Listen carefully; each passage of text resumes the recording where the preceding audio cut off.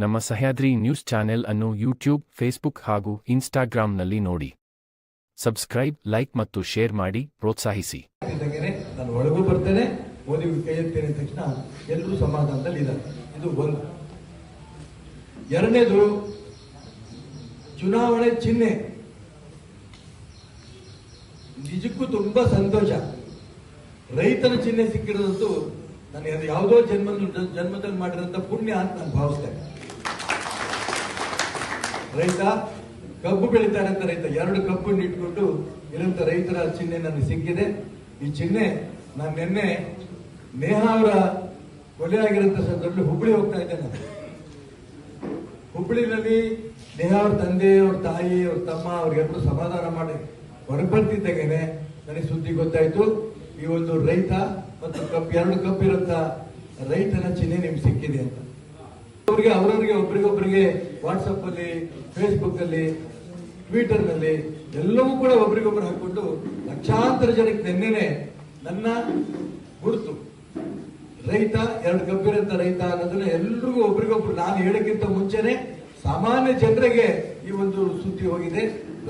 ಪ್ರಚಾರ ಸಾಕಷ್ಟಾಗಿದೆ.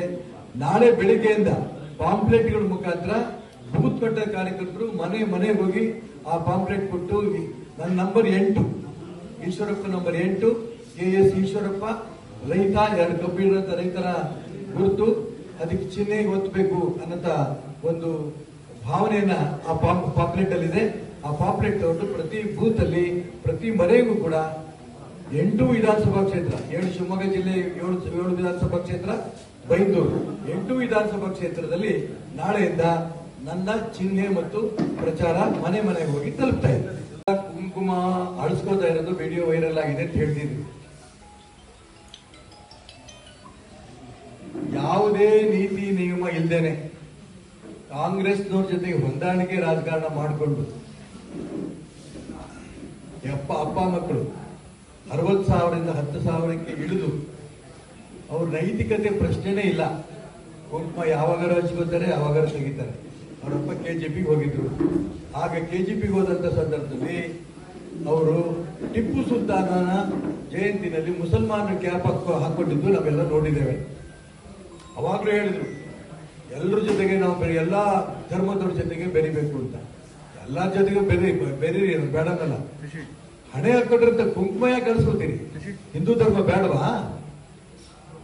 ನಾನು ವಿಜೇಂದ್ರನಿಗೂ ಕೇಳ್ತೇನೆ ಇದೇ ಮಾತನ್ನ, ಗೀತಾ ಶಿವರಾಜ್ ಕುಮಾರ್ಗೂ ಮತ್ತು ಶಿವರಾಜ್ ಕುಮಾರ್ಗೂ ಕೇಳ್ತೇನೆ.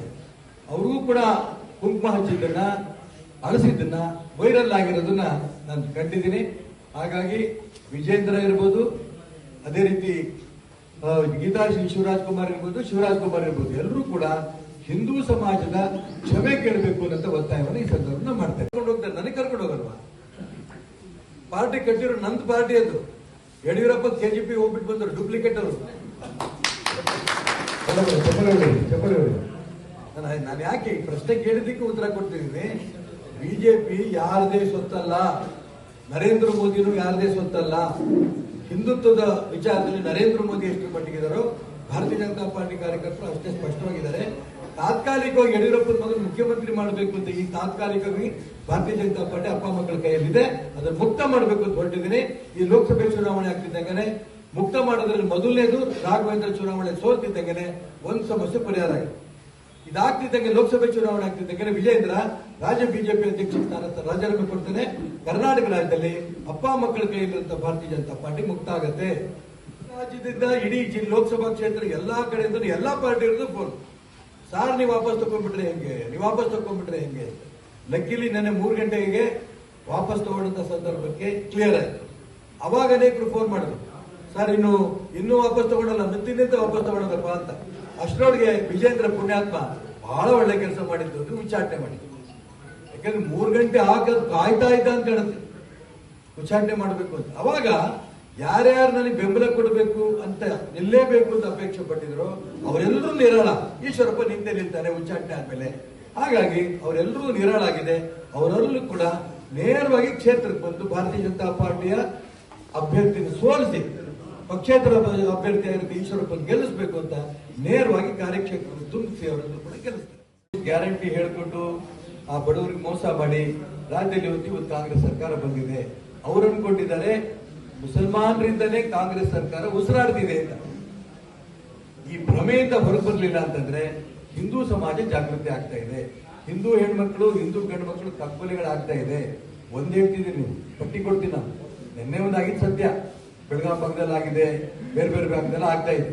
ಆದ್ರೆ ಮುಖ್ಯಮಂತ್ರಿಗಳು ಮತ್ತು ಸುರ್ಜೇವಾಲಾ ಅವರ ಹೇಳಿಕೆ ನಂಗೆ ಆಶ್ಚರ್ಯ ತಂದಿದೆ. ಪರಮೇಶ್ವರ್ ಹೇಳಿಕೆ ಏನ್ ಹೇಳಿಕೆ ಕೊಡ್ತಿದ್ದಾರೆ? ಸಿಐಡಿ ಕೊಡೋ ಮುಂಚೆನೆ ಇದು ಲವ್ ಜಿಹಾದೇ ಅಲ್ಲ. ಮತ್ತೆ ಸಿಐಡಿ ರಾಜ್ಯ ಸರ್ಕಾರದ ಕಂಟ್ರೋಲ್ ಇರುತ್ತೆ. ಮುಖ್ಯಮಂತ್ರಿಗಳು ಸುರ್ಜೇವಾಲಾ ಅವರು, ಪರಮೇಶ್ವರ್ ಅವರು ತನಿಖೆ ಮುಂಚೆನೆ ಈ ರಿಪೋರ್ಟ್ ಕೊಟ್ಬಿಟ್ರೆ ಅವ್ರ ಕಂಟ್ರೋಲ್ ಇರೋಂಥ ಸಿಐಡಿನವರು ಏನ್ ರಿಪೋರ್ಟ್ ಕೊಡ್ತಾರೆ? ಅವ್ರ ಮಾತು ಮೀರ್ ರಿಪೋರ್ಟ್ ಕೊಡಕ್ಕಾಗತ್ತಾ? ಅದಕ್ಕೋಸ್ಕರ ಈ ಚುನಾವಣಾ ಸಂದರ್ಭದಲ್ಲಿ ನಾನು ಇಡೀ ರಾಜ್ಯದ ಮತದಾರರಿಗೆ ನಾನು ಪ್ರಾರ್ಥನೆ ಮಾಡ್ತೇನೆ, ಈ ಕಾಂಗ್ರೆಸ್ನ ಸರ್ಕಾರವನ್ನ ಕಿತ್ತು ಹೋಗಿರಿ. ಇಲ್ಲ ಅಂದ್ರೆ ಹಿಂದೂಗಳಿಗೆ ರಕ್ಷಣೆ ಸಿಗಲ್ಲ.